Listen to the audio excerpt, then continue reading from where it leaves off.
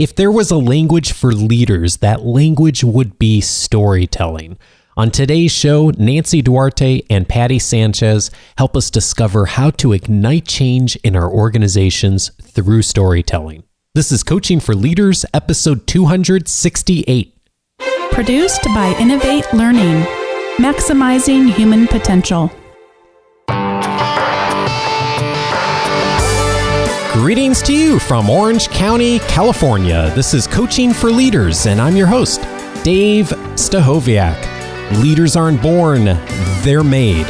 And this weekly show gives you access to the practical wisdom that will empower you to become a better leader. And I am really glad you tuned in today because I have two people with me who are not only experts in communication, but have been helping organizations for many years and leaders to become more effective communicators. And I have been recommending their work for a long time. So I was thrilled when they reached out about a new book that they have just come out with that also taps into so much of the important work that all of us do as leaders in being able to lead and communicate about change.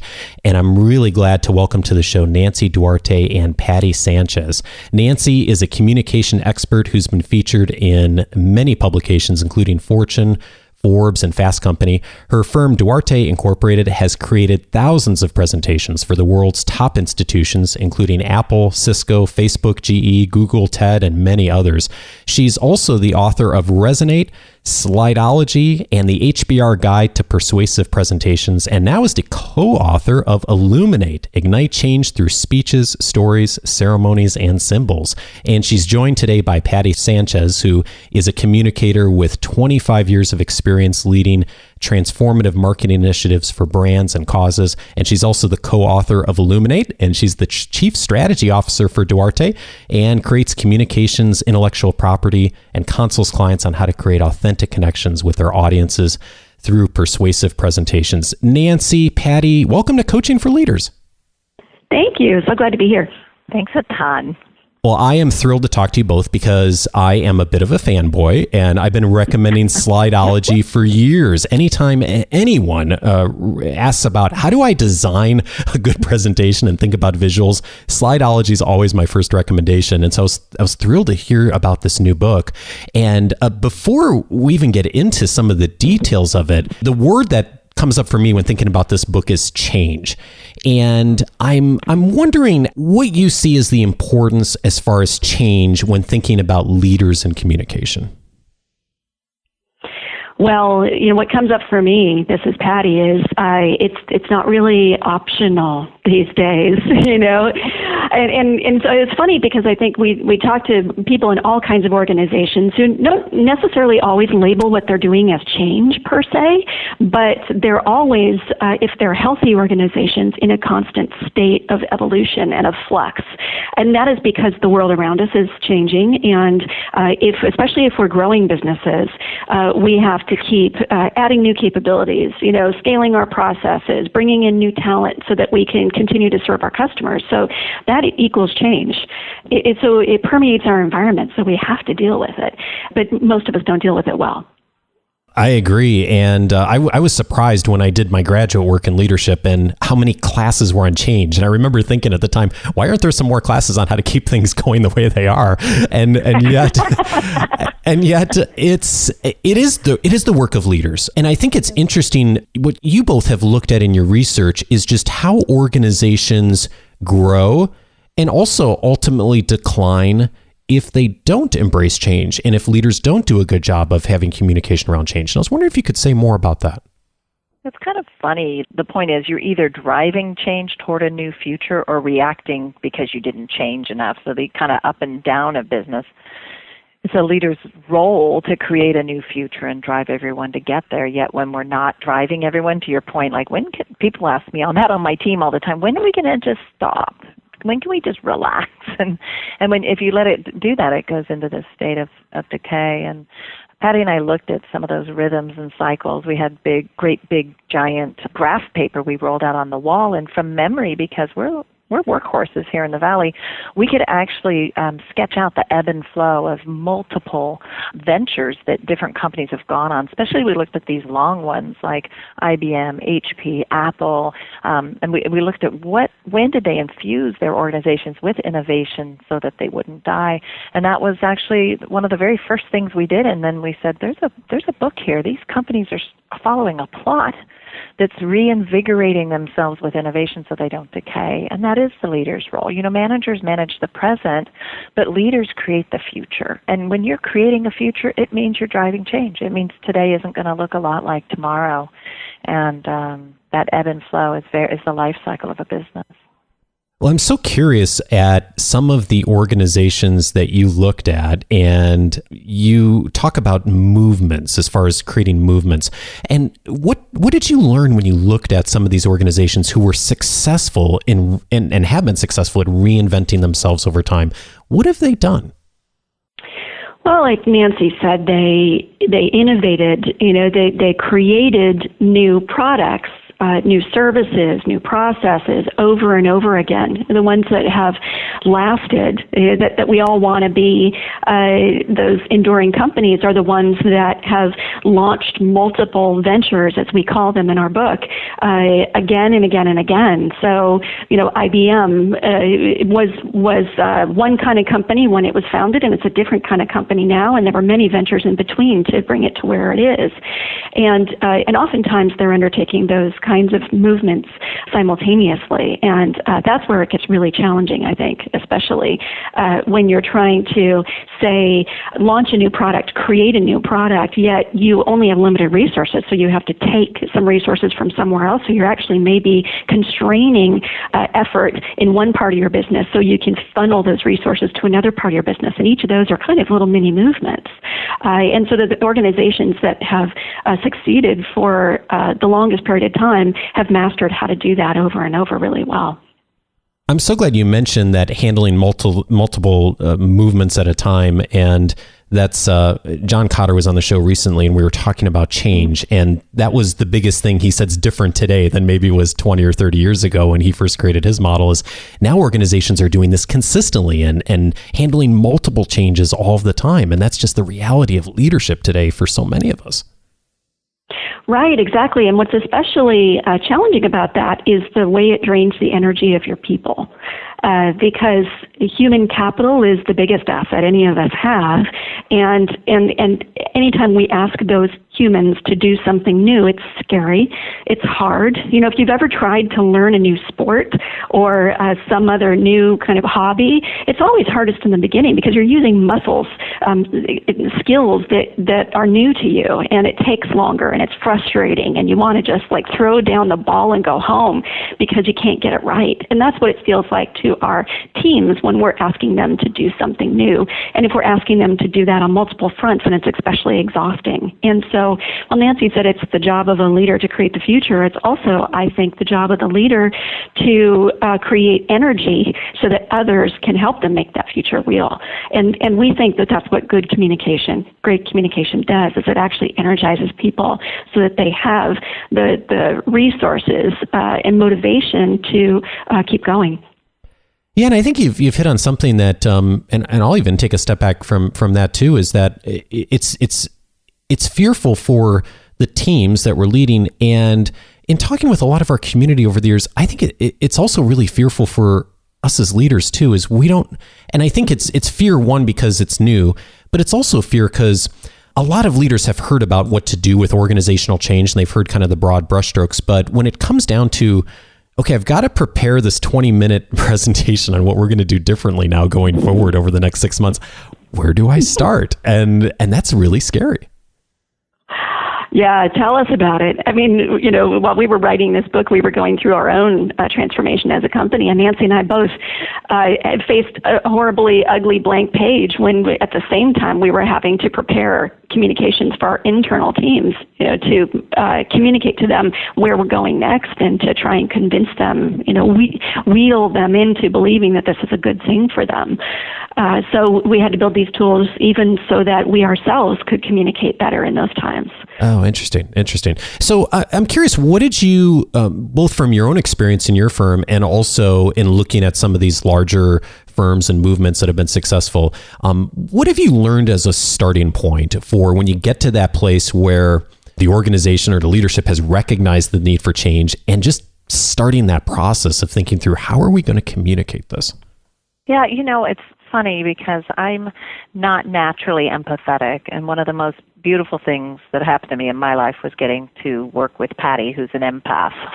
She's just the definition of that is a supernatural ability to be empathetic, and I think the first thing you have to do is really deeply listen, because I think sometimes the leader's objectives of where we need to go clashes with the emotional place that the travelers are that you're trying to get to go along with you.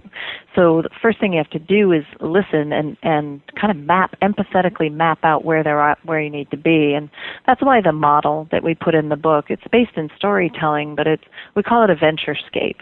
And it's just as much a model you could use to map out the stages of a movement as much as it is feeling in your heart what people feel like as you're advancing them forward through different stages. At one moment, they need you to create a moment of endurance. They may need a moment to be brave or a moment to commit.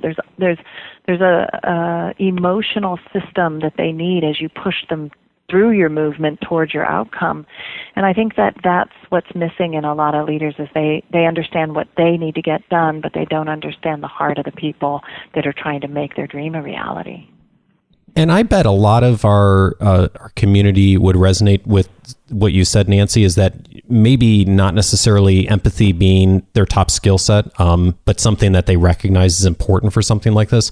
What did you do in addition to bringing in Patti as someone who's really got a strong skill set on that? What did you do as a leader just to get yourself in that place where you could listen well and really be present at what was going on for people?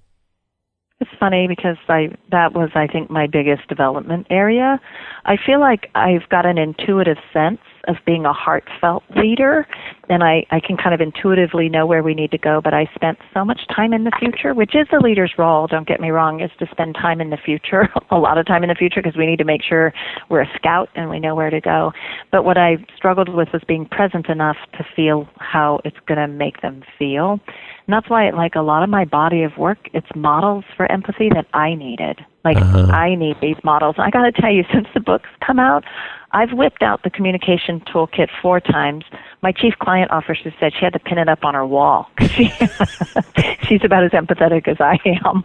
But she needs, when you naturally lack this ability to sense right then in the moment, it helps to orient yourself to, oh, that's right, we're right here. And, oh, my gosh, they need to hear a crossroads story, or, oh my gosh, I should be doing a revolution speech right now. It helps you know the nature of how you need to communicate at each phase. And I really needed it. I needed it as much for myself as I wanted to give this away as a body of work.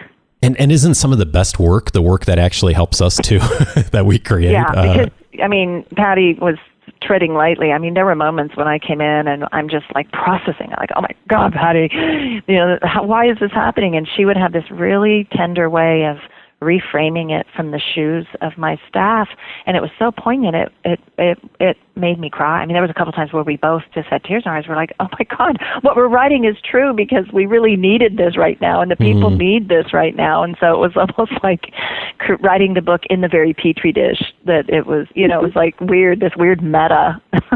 Yeah, what a fascinating thing. It's really poignant, really poignant. Yeah. We're about 120 people, so that 100-person mark is really hard to cross over, and that's kind of what we're busting through right now. So it's fun. It's good. Patti, I'm also thinking about our audience, a lot of them who are senior leaders in their firms and are reporting to a leader who's like Nancy in some cases, where wanting to get better at something, but maybe not having the skill set in that area that they need as much to drive a change.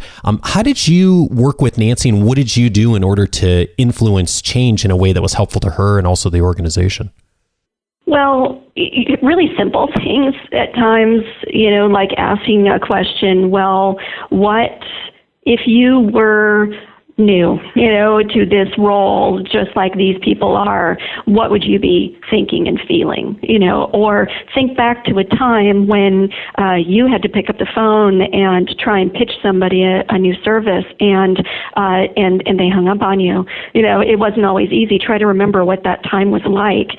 That's probably what they're feeling right now. And I think that's one of the insights that led us to the power of storytelling as a change-making tool, as well as an empathetic listening tool for leaders. So, Nancy rattled off a couple of the speech or story types that are in the toolkit that the book talks about. But for instance, when in the middle of this change journey, we described it as the messy middle, and what we label the stage as fight and climb, because that's what people are having to do. They've already committed to your vision, and they've taken some steps toward it, which is dream and leap, but now they're really in the fight. They're in the struggle to try and make progress toward that vision. And the bigger it is, the harder it is, and the more they're running up against obstacles of all kinds.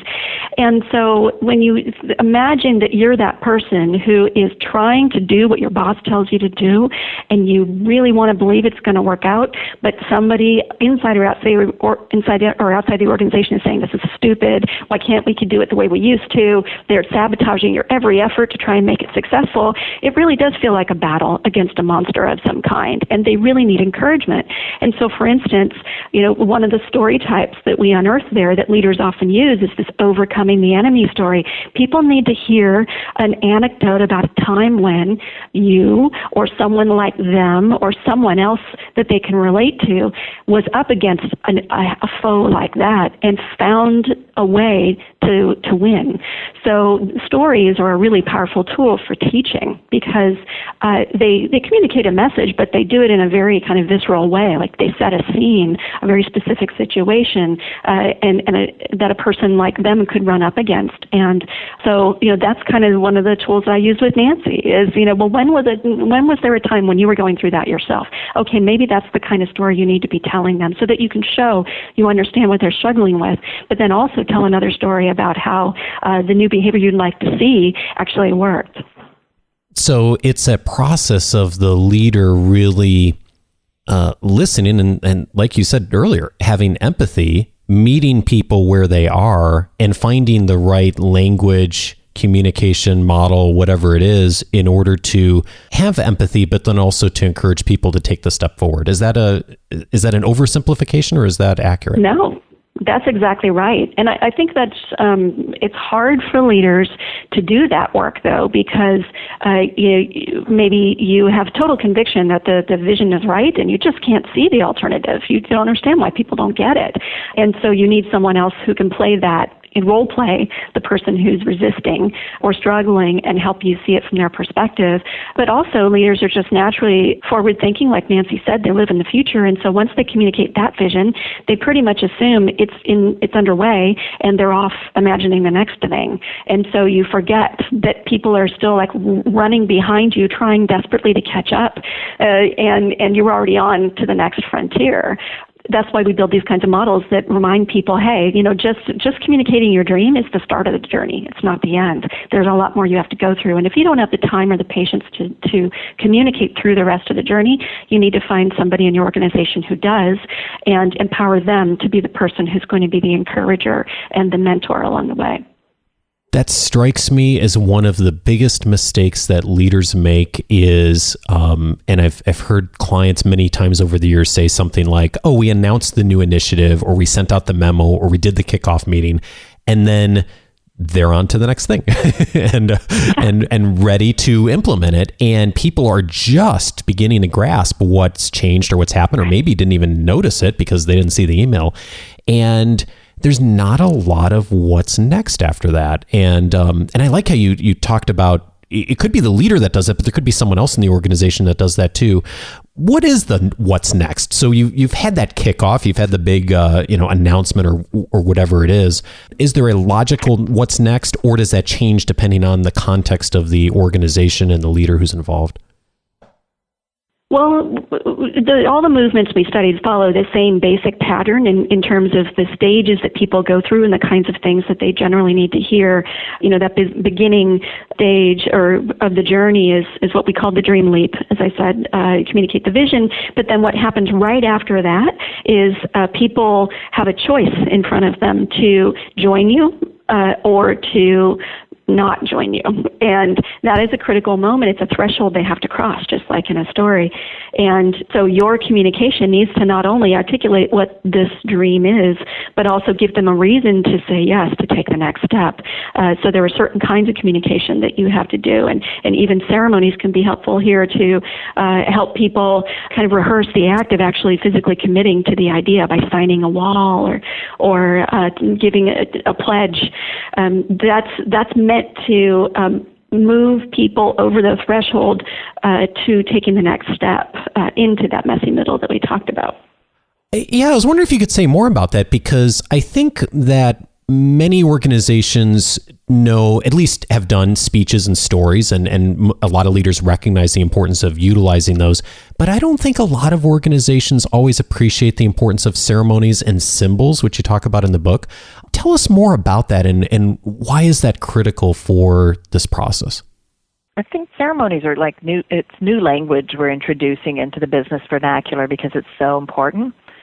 And ceremonies are also based in a story structure, a 3-act story structure, where there's this person, I don't know, a young boy going through a bar mitzvah. He goes through a ceremony and he emerges a man.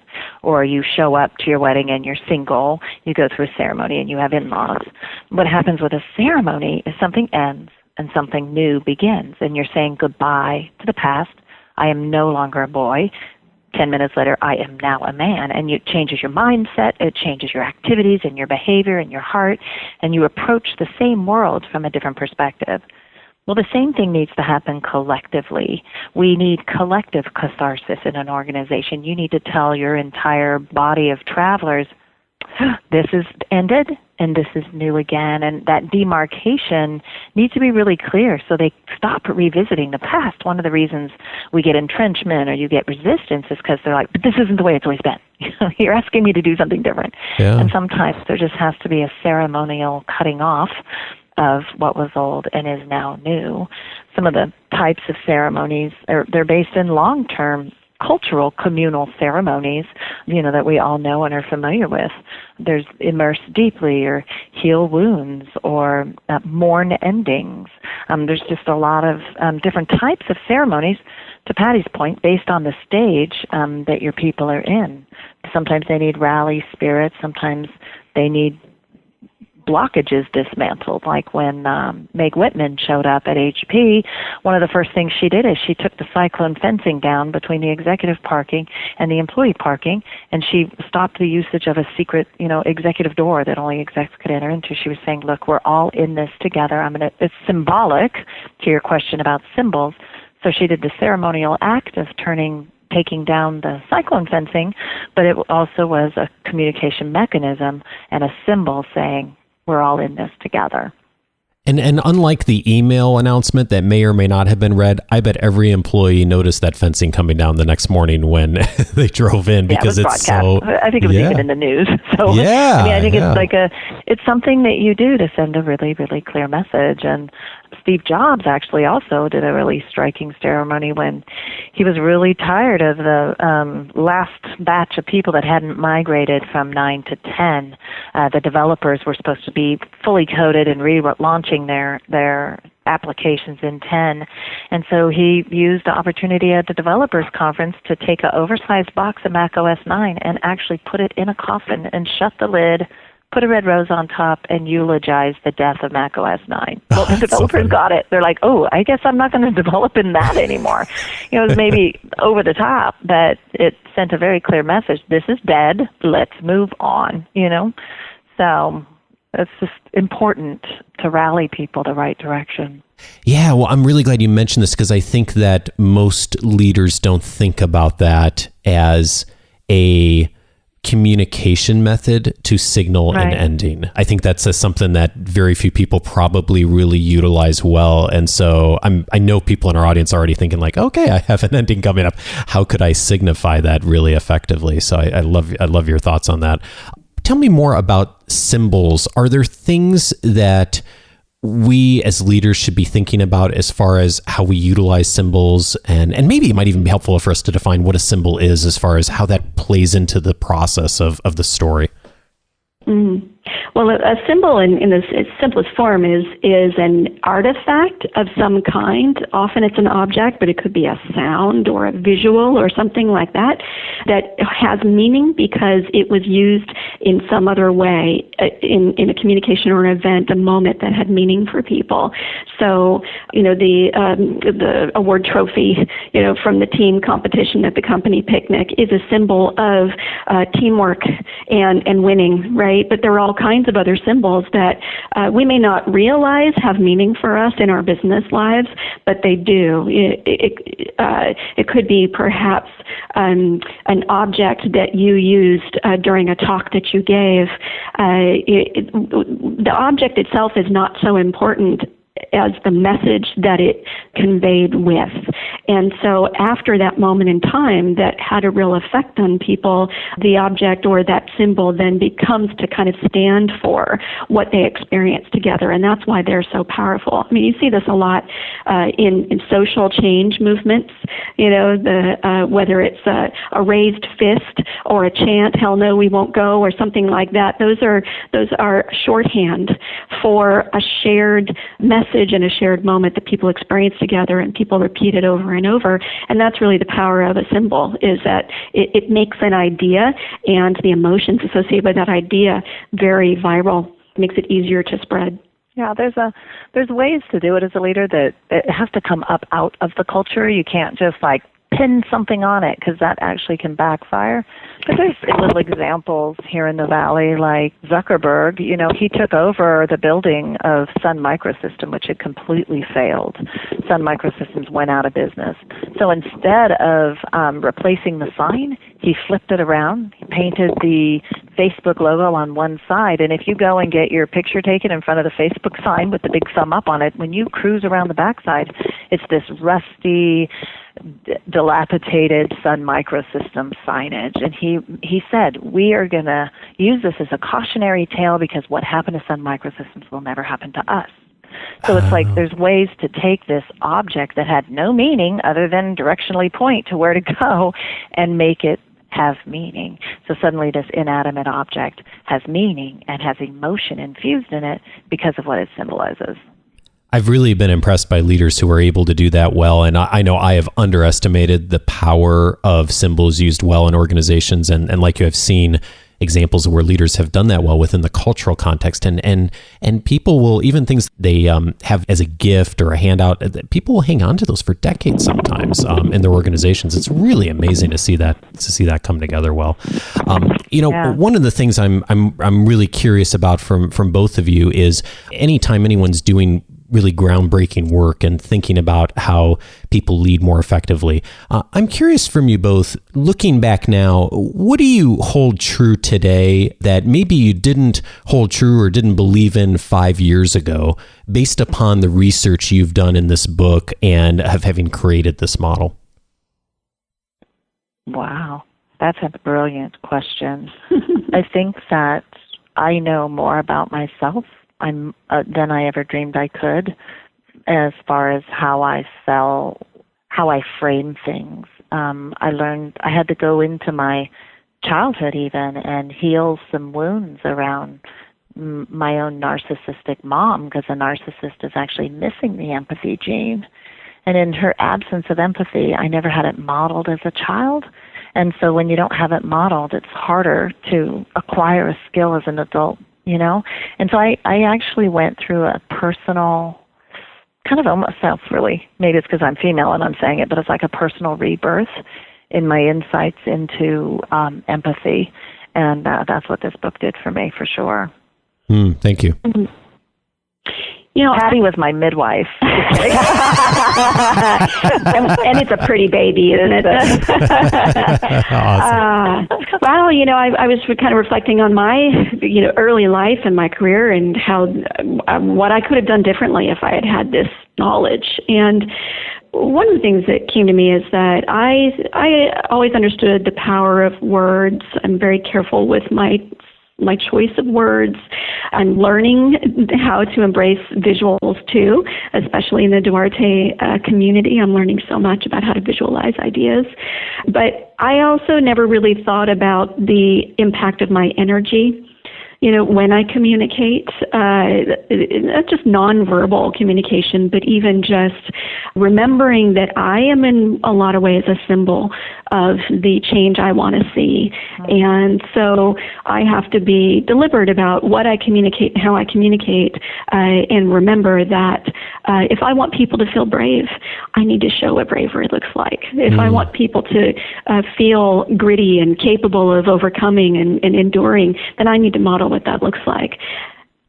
Oh, well, thanks to you both for that. That's so helpful, because that's just such a real kind of thing that so many of us are managing in our organizations and trying to develop ourselves. And one of the common things I hear from our audience is, I'm navigating change.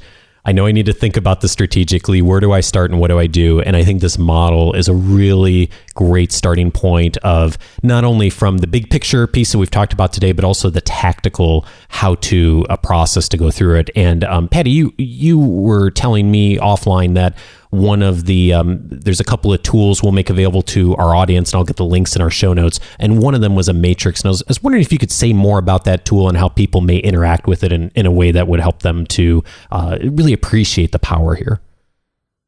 Absolutely. Well, this is that magical resource that Nancy and I both turned to when we were writing this book and trying to figure out what the heck to say and how to say it in our own journey of transformation. So we call it the Torchbearer's Communication Toolkit, and it is a quick reference of the 5 stages of the journey, and then all the different kinds of speeches, stories, and ceremonies and symbols to a certain extent that you can use in each of those stages. So it's almost like a magic 8-ball. You just shake it and it tells you something about where you are right now and what you need. But it's even more useful than a magic 8-ball because it actually tells you what to say. It doesn't say things to you only.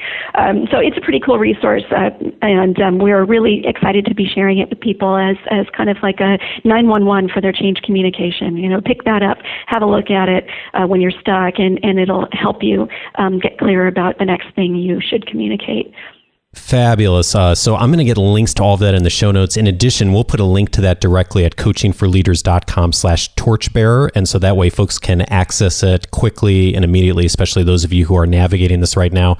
And there'll be tons of other resources on the show notes for those of you who get the weekly leadership guide.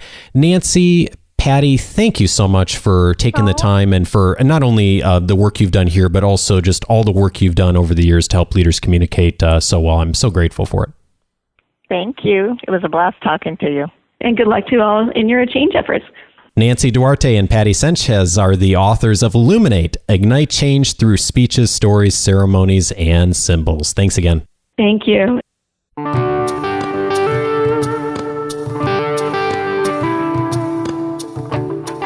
Nancy and Patti and their team sent over a ton of resources for us, and they are going to be included in the weekly notes. We talked about a few of them in the conversation today, but there's also a bunch more as well too. And the best way to get access to those is to be on the weekly leadership guide that comes on Wednesday. It always includes the show notes for the Monday show prior, and in addition, a bunch of other resources of the best things I found online, articles, videos, other podcast episodes, and resources that I think will help support your leadership development. That comes in your email box every Wednesday. And when you join the first time, you'll also get access to my reader's guide that lists the 10 leadership books that will help you to get better results from others. So you can get access to all of that at coachingforleaders.com/subscribe. Now, as I mentioned on the front end, the language of leaders is storytelling. So this is not the first time we've tackled storytelling on the show, and there's 3 episodes that will also be helpful to you if you're thinking about storytelling and continuing to enhance your skills and how you use communication in your organization. I would recommend episode number 51, called How Storytelling Helps You Lead. It was with my friend Sandie Morgan. We talked about some of the core elements of storytelling, and she gave some great examples on that episode. So again, that's episode 51. Back on episode 148, David Hutchens was on the show talking about the 4 stories leaders need for influence. A great tie in today's conversation, and some additional tactical skills that will help you to support your storytelling. Again, that's episode 148. And then finally, episode 219, Michael Port was on the show talking about how to steal the show. That's also the title of his most recent book.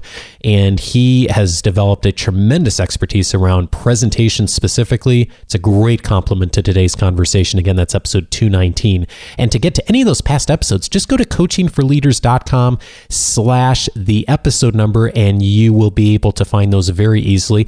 And one additional note, speaking of related episodes, my friend Sandie Morgan and I, who I mentioned was on episode 51, also co-host a podcast called Ending Human Trafficking, which is produced by Vanguard University and the Global Center for Women and Justice, which Sandie directs at Vanguard. She's one of Bonnie's colleagues, and it is a important show for all of us to learn about what we can do, not only personally, but in our organizations, about ending the global issue of human trafficking. Sandie and I have been doing that show actually longer than Coaching for Leaders has been going on. It's been going on almost 6 years now. So for those of you who have an interest in that effort in the world, thank you if you are already aware of that and doing things about it. And I would encourage you to check out that show. Again, it's called Ending Human Trafficking. You can find it on iTunes or whatever podcast app you listen to this show on. And next week on the next episode, I'm going to be welcoming Larry Brayman to the show. He is going to teach us how to enhance a skill that every smart leader should be doing, if not often, at least occasionally. And that is asking for career help. Yep, how to ask for help. We all need to do it. And if we don't, we just don't get as far in our careers on our own. So I encourage you to check out that episode. Also, a big thank you this week to PSB 8 in the United Kingdom for the kind review on iTunes. Thank you so much. They mentioned that they have passed along the show to a number of their colleagues. I can't think of a greater compliment for the work we're doing than those of you who have passed along the show to others. So thank you for those of you who've done that. And if you found this show helpful, please pass it along to someone that you care about. And thanks, and have a great week. Take care.